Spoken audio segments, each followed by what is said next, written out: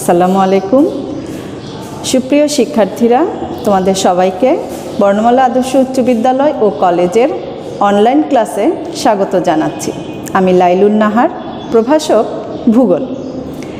আজকে আমি তোমাদেরকে যে বিষয়টি পাঠদান করব সেটি হচ্ছে নবম শ্রেণীর তৃতীয় অধ্যায়ের ভূগোল ও পরিবেশ বিষয়ের মানচিত্র সম্পর্কে। ভূগোল শিক্ষার্থীদের জন্য এটি অত্যন্ত গুরুত্বপূর্ণ একটি অধ্যায় এবং এটি আমাদের এই মানচিত্র সম্পর্কে আমাদের গভীরভাবে জ্ঞান থাকা প্রয়োজন। তাহলে চলো আমরা শুরু করি মানচিত্র সম্পর্কে। তাহলে চলো,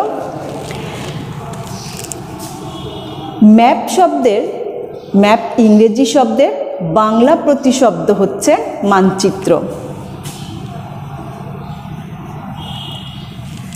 এই ম্যাপ শব্দটি এসেছে ল্যাটিন শব্দ মাপ্পা থেকে। কি থেকে এসেছে? মাপ্পা ল্যাটিন শব্দ।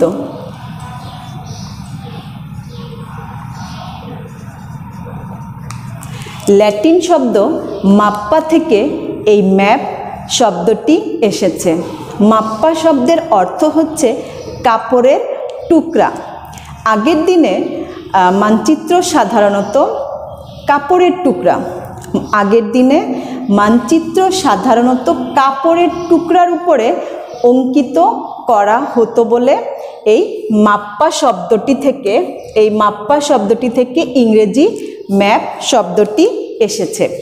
এখান থেকে শিক্ষার্থীরা যে বহুনির্বাচনী প্রশ্নটি আসে সেটি হচ্ছে মাপ্পা শব্দের অর্থ কী? মাপ্পা শব্দের অর্থ হচ্ছে কাপড়ের টুকরা। তাহলে আমরা জানলাম ল্যাটিন শব্দ মাপ্পা থেকে এসেছে। তাহলে বহুনির্বাচনী প্রশ্ন এভাবেও আসতে পারে যে ম্যাপ শব্দটি কোন ভাষা থেকে এসেছে? ম্যাপ শব্দটি ল্যাটিন ভাষা থেকে এসেছে। এরপরে জানব মানচিত্র কি। মানচিত্র কি? মানচিত্র হচ্ছে কোনো সমতল ক্ষেত্রের উপরে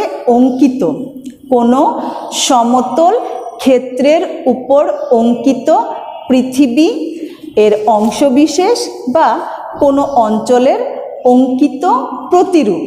অর্থাৎ পৃথিবীর কোনো একটা অংশ, সমগ্র পৃথিবী অথবা কোনো একটা অঞ্চলকে যখন সমতল ক্ষেত্রের উপরে অঙ্কিত করা হয় তখন সেটাকে আমরা বলি মানচিত্র। সংজ্ঞাটা আমরা অবশ্যই ভালোভাবে পড়ে নিব। আরও ভালোভাবে যদি বলি তাহলে মানচিত্র হলো নির্দিষ্ট স্কেলে অক্ষরেখা ও দ্রাঘিমা রেখা সহ কোনো সমতল ক্ষেত্রের উপরে পৃথিবী বা এর অংশ বা কোনো একটা দেশের অঙ্কিত অংশবিশেষ বা অঙ্কিত প্রতিরূপ। এই প্রতিরূপটা কাগজের মধ্যেও হতে পারে অঙ্কন করা অথবা কাপড়ের টুকরার মধ্যেও হতে পারে। তাহলে আমরা জেনে নিলাম মানচিত্র কি। এখন জানব মানচিত্রের প্রয়োজনীয়তা। মানচিত্র আমাদের জন্য কেন প্রয়োজন? মানচিত্রের প্রয়োজনীয়তা। মানচিত্র কেন প্রয়োজন? মানচিত্র আমাদের জন্য অবশ্যই প্রয়োজন, কারণ মানচিত্রে কোনো একটা অঞ্চল বা দেশের ভূপ্রকৃতি, জলবায়ু, মৃত্তিকা, পানি প্রভৃতি সম্পর্কে তথ্য দেওয়া থাকে এবং সেগুলো সম্পর্কে আমরা জানতে পারি মানচিত্র দেখে। তারপরে হচ্ছে মৌজা মানচিত্র। মৌজা মানচিত্র দেখে আমরা জমির সীমানা, তারপরে হচ্ছে রাস্তা, কবরস্থান, মসজিদ, তারপর বসতবাটি, পুকুর ইত্যাদি সম্পর্কে ধারণা পেতে পারি। পর্যটকরা যদি হাতে মানচিত্র থাকে তাহলে যে কোনো দেশে তারা খুব সহজেই তাদের প্রয়োজনীয় স্থানগুলোতে যাতায়াত করতে পারে এই মানচিত্র দেখে। তাছাড়া আবহাওয়া মানচিত্র দেখে শিক্ষার্থীরা উচ্চচাপ কেন্দ্র, নিম্নচাপ কেন্দ্র, বায়ু প্রবাহের দিক ইত্যাদি সম্পর্কে ধারণা লাভ করতে পারে। আর সমোন্নতি রেখা দেখে ভূমির ঢাল, তারপরে হচ্ছে ভূমির উচ্চতা ইত্যাদি সম্পর্কে জানা যায়। সর্বোপরি শিক্ষার্থীরা যখন ভূগোল বিষয়ে পড়াশোনা করে তখন সাথে যদি মানচিত্র থাকে তাহলে সে খুব সহজেই মানচিত্র দেখে পড়াটা করতে পারে, খুব সহজেই করতে পারে। তাহলে আমরা জানলাম মানচিত্র আমাদের জন্য অত্যন্ত প্রয়োজনীয়। কোনো দেশের জনসংখ্যার বন্টন, শস্যের উৎপাদন, এগুলো আমরা মানচিত্রের মাধ্যমে জানতে পারি সহজেই। তাহলে আমরা জেনে নিলাম মানচিত্র আমাদের কেন প্রয়োজন, মানচিত্রের প্রয়োজনীয়তা। এখন জানব মানচিত্রের শ্রেণীবিভাগ সম্পর্কে আমরা জানব।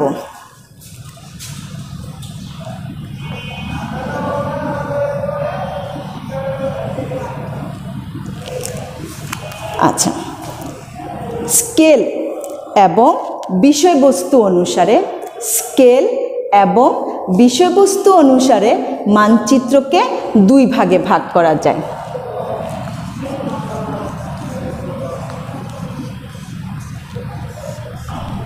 একটা হচ্ছে ক্ষুদ্র স্কেলের মানচিত্র,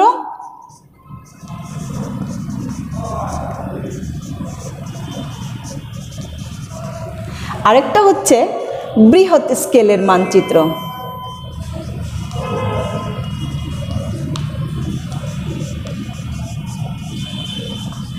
এখন আসবো মানচিত্রের শ্রেণীবিভাগ নিয়ে।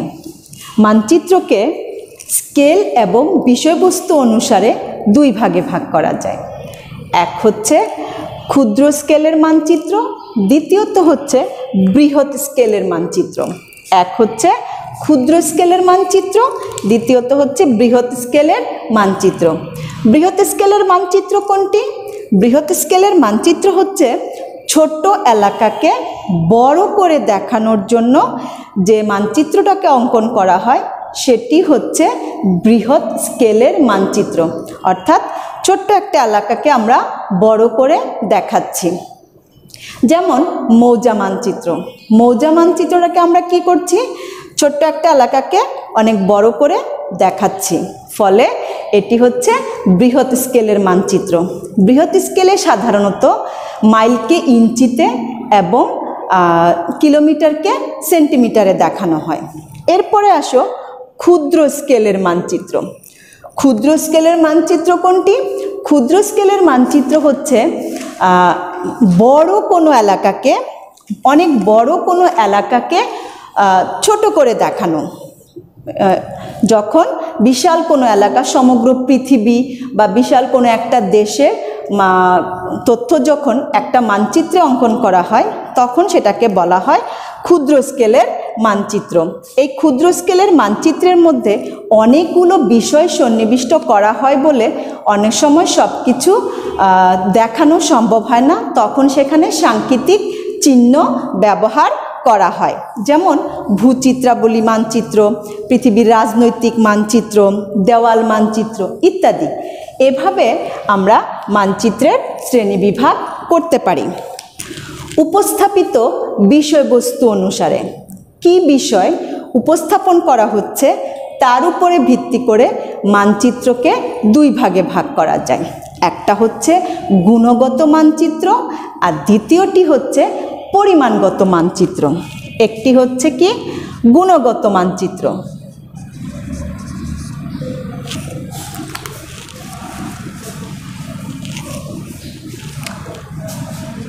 গুণগত মানচিত্র আর দ্বিতীয়টি হচ্ছে পরিমাণগত মানচিত্র।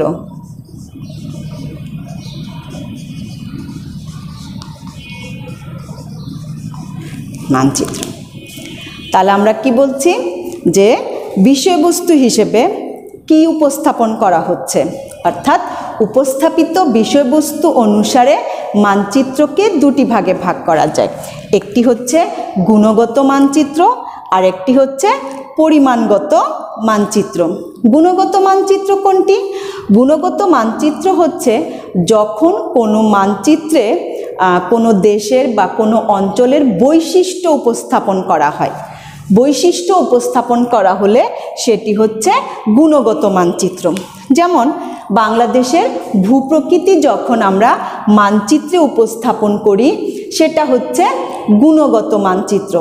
বাংলাদেশের ভূপ্রকৃতির বৈশিষ্ট্য, বাংলাদেশের ভূমিগুলা কীরকম, এগুলো সম্পর্কে তথ্য দেওয়া থাকে। আর পরিমাণগত মানচিত্র কোনটি? পরিমাণগত মানচিত্র হচ্ছে মানচিত্রে যদি তথ্য উপস্থাপন করা হয় সেটা হচ্ছে পরিমাণগত মানচিত্র।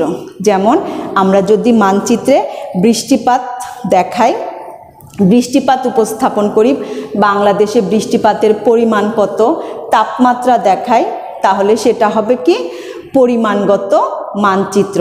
শস্য মানচিত্র আমরা পৃথিবীর বিভিন্ন দেশে শস্য উৎপাদনের পরিমাণ যখন আমরা দেখাই, জনসংখ্যা যখন দেখাই ছায়াপাতের মাধ্যমে, তখন সেগুলো হয়ে যায় কি? পরিমাণগত মানচিত্র। যখন তথ্য উপাত্ত ব্যবহার করা হয় তখন সেটা হয়ে যায়, কোনো কিছু পরিমাণ ব্যবহার করা হয় তথ্যের, তখন সেটা হয় পরিমাণগত মানচিত্র। তাহলে আমরা জেনে নিলাম মানচিত্রের আরও একটি শ্রেণী বিভাগ। এখন আমরা দেখব কাজের উপরে ভিত্তি করে মানচিত্রের শ্রেণী বিভাগ। কাজের উপরে ভিত্তি করে, তাহলে মানচিত্রের শ্রেণী বিভাগের মধ্যে কাজের উপরে ভিত্তি করে প্রথমে যে শ্রেণী বিভাগটি আসে সেটা হচ্ছে মৌজা মানচিত্র। প্রথমে আমরা একটা হচ্ছে মৌজা মানচিত্র। মৌজা মানচিত্রকে আমরা ক্যাডাস্ট্রাল ম্যাপও বলে থাকি। এই ক্যাডাস্ট্রাল শব্দটি এসেছে ফ্রেঞ্চ শব্দ ক্যাডাস্ট্রে থেকে। ক্যাডাস্ট্রে শব্দের অর্থ হচ্ছে রেজিস্ট্রিকৃত নিজের জমি। এখানেও ছোট্ট একটা অবজেক্টিভ আসে, ক্যাডাস্ট্রে শব্দের অর্থ কী, ক্যাডাস্ট্রে শব্দটা কোন ভাষা থেকে এসেছে, এগুলো বহু নির্বাচনী হিসেবে পরীক্ষায় আসে। তাহলে বাংলাদেশে আমরা যে মানচিত্র ব্যবহার করি জমির সীমানা নির্ধারণের জন্য, যে মৌজা মানচিত্র, সেটাই হচ্ছে আসলে ক্যাডাস্ট্রাল ম্যাপ। তাহলে মৌজা মানচিত্রের একটা ছবি আমার কাছে আছে, তোমরা দেখে নাও। মৌজা মানচিত্র দেখতে পাচ্ছ ছবিটি? দেখো এখানে মৌজা মানচিত্রে কি দেখানো হয়?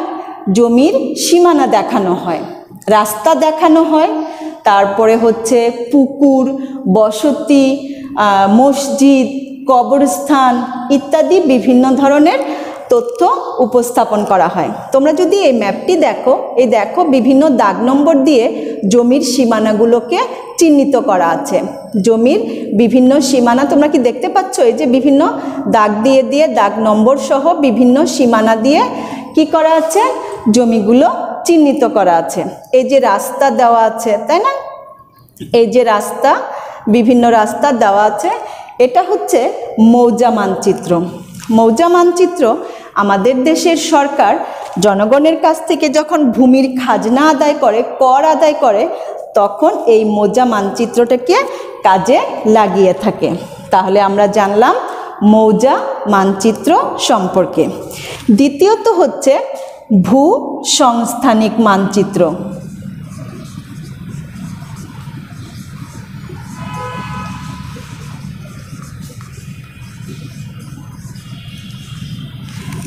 ভূসংস্থানিক মানচিত্রের আরেক নাম হচ্ছে স্থানীয় বৈচিত্র্য সূচক মানচিত্র।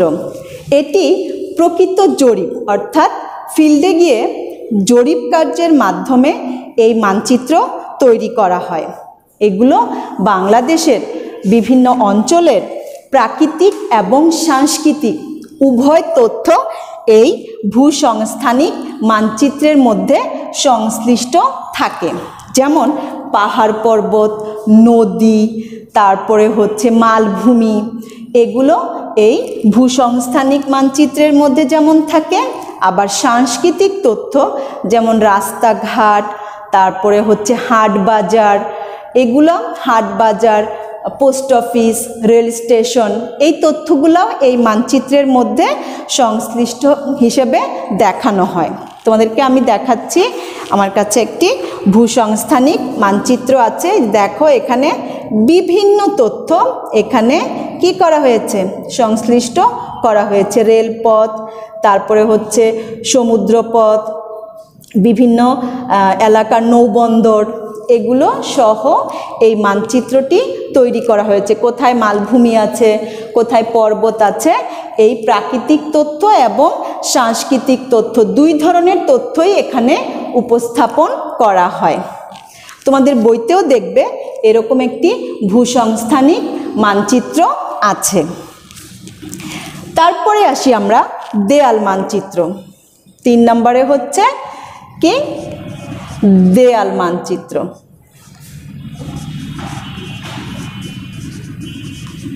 সাধারণত শ্রেণীকক্ষে শিক্ষার্থীদের উদ্দেশ্যেই এই মানচিত্রগুলো ব্যবহার করা হয়। দেখো আমি এখানে একটি দেয়াল মানচিত্র টানিয়েছি, বাংলাদেশের একটি মানচিত্র। এখানে দেখো এই মানচিত্রে বাংলাদেশের বিভাগগুলো দেওয়া আছে, তারপরে হচ্ছে সুন্দরবন সম্পর্কে চিহ্নিত করা আছে, বিভিন্ন ধরনের যে বন্দর দেওয়া আছে, বিভিন্ন ধরনের তথ্য এরকম দেয়াল মানচিত্রের মধ্যে সংশ্লিষ্ট করা যায়, তাই না? এই যে এটি হচ্ছে একটি দেয়াল মানচিত্র। শিক্ষার্থীদের ক্লাসে যাতে পড়ালেখা করতে বুঝতে সুবিধা হয়, এই জন্য এরকম দেয়াল মানচিত্র ব্যবহার করা হয়। তারপরে আসছে 4 নম্বরে ভূচিত্রাবলী।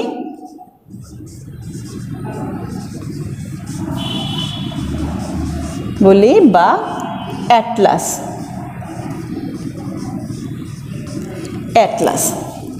ঠিক আছে, মানচিত্রের সমষ্টিকে ভূচিত্রাবলী বা অ্যাটলাস বলে। অনেকগুলো মানচিত্র একসাথে, প্রাকৃতিক, তারপরে হচ্ছে ভূসংস্থানিক, এরকম রাজনৈতিক অনেকগুলো মানচিত্র এই অ্যাটলাসের মধ্যে কি করা থাকে, দেওয়া থাকে। তোমাদেরকে আমি একটা অ্যাটলাস দেখাচ্ছি। দেখো এটি হচ্ছে একটি অ্যাটলাস। এটি দেখো, এই অ্যাটলাসের মধ্যে কি কি আছে। এই অ্যাটলাসের মধ্যে দেখো বাংলাদেশের সমোন্নতি এলাকা আছে, নদ নদী আছে, তারপরে হচ্ছে ভূমির ধরন আছে, এই দেখো গড় বৃষ্টিপাত আছে, বৃষ্টিপাতের পরিমাণগুলো এখানে দেওয়া আছে, তারপরে হচ্ছে অনাবাদী এলাকা, অর্থকরী সম্পদ, তারপরে হচ্ছে পৃথিবীর বিভিন্ন দেশের রাজনৈতিক সীমানা। তোমরা যদি দেখো, এই যে এটা দক্ষিণ আমেরিকার প্রাকৃতিক মানচিত্র। এখানে মালভূমি দেওয়া আছে, অ্যামাজন নদী দেওয়া আছে, গায়ানা উচ্চভূমি দেওয়া আছে। এই যে এখানে যতগুলো আছে তোমরা দেখতে পাচ্ছ, বিভিন্ন প্রাকৃতিক তথ্যগুলো এখানে উপস্থাপন করা হয়েছে। কোথায় পর্বত, এই যে মালভূমি এগুলো উপস্থাপন, এই যে উচ্চভূমি, পর্বত, তারপর সমভূমি, ব্রাজিলের উচ্চভূমি, এই যে প্রাকৃতিক বিভিন্ন ধরনের উপাদান এখানে দেখানো হয়েছে। এটা একটি প্রাকৃতিক মানচিত্র। আবার এই যে দেখো দক্ষিণ আমেরিকার রাজনৈতিক সীমানা দেখানো হয়েছে, দক্ষিণ আমেরিকার রাজনৈতিক বিভিন্ন ধরনের মানচিত্র এখানে উপস্থাপন করা হয়েছে। অর্থাৎ এটি হচ্ছে মানচিত্রের, অনেকগুলো মানচিত্রের সমষ্টি একটি বই। এটাকে বলা হচ্ছে কি, অ্যাটলাস, প্রাকৃতিক মানচিত্র।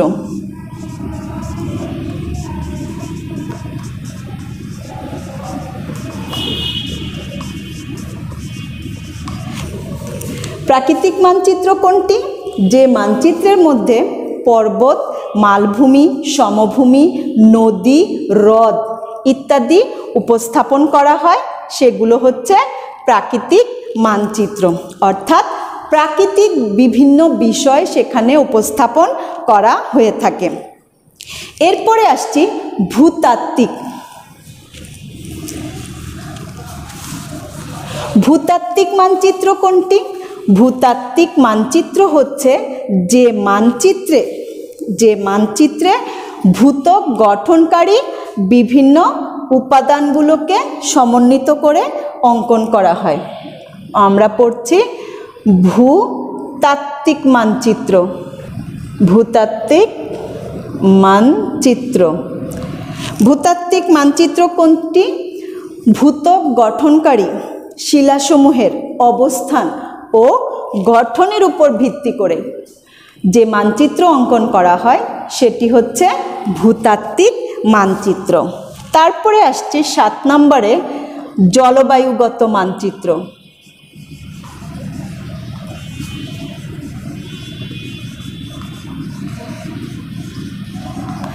জলবায়ুগত মানচিত্র বায়ুর তাপ, বায়ুর চাপ, বায়ু প্রবাহ, বায়ু প্রবাহের দিক, বায়ুর আর্দ্রতা ইত্যাদি যে মানচিত্রে উপস্থাপন করা হয় সেই মানচিত্রটাকেই বলা হচ্ছে জলবায়ুগত মানচিত্র।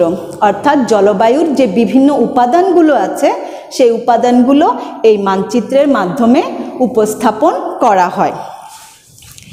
এরপরে আসছি আমরা উদ্ভিদ।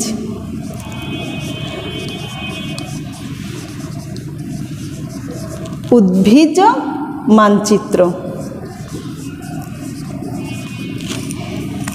পৃথিবীর বিভিন্ন দেশে কি ধরনের উদ্ভিদ রয়েছে সেই উদ্ভিদের উপর ভিত্তি করে যখন কোনো মানচিত্র অঙ্কন করা হয় তখন সেটাকে বলা হয় উদ্ভিজ বিষয়ক মানচিত্র।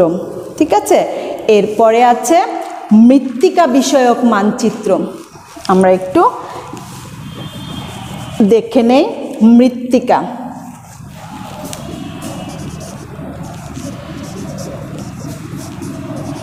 মৃত্তিকা বিষয়ক মানচিত্র। এই মানচিত্রে বিশ্বের কোথায় কোন ধরনের মৃত্তিকা রয়েছে সেগুলো উপস্থাপন করা হয় এই মানচিত্রে। বিশ্বের বিভিন্ন দেশের কোন অঞ্চলে কী ধরনের মৃত্তিকা রয়েছে সে বিষয়গুলো এই মানচিত্রে উপস্থাপন করা হয়। আর সর্বশেষে হচ্ছে সাংস্কৃতিক মানচিত্র। সাংস্কৃতিক মানচিত্র। ওকে, বিভিন্ন স্থানের অর্থনৈতিক অবস্থা, বিভিন্ন দেশ ও রাষ্ট্রের সীমানা, ঐতিহাসিক কোনো স্থান বা স্থাপত্য, পৃথিবীর বিভিন্ন অঞ্চলের সমাজ ব্যবস্থা ইত্যাদি এই সাংস্কৃতিক মানচিত্রে কি করা হয়? উপস্থাপন করা হয়। কি কি উপস্থাপন করা হয়? রাজনৈতিক সীমানা, রাজনৈতিক বিভিন্ন দেশের সীমানা,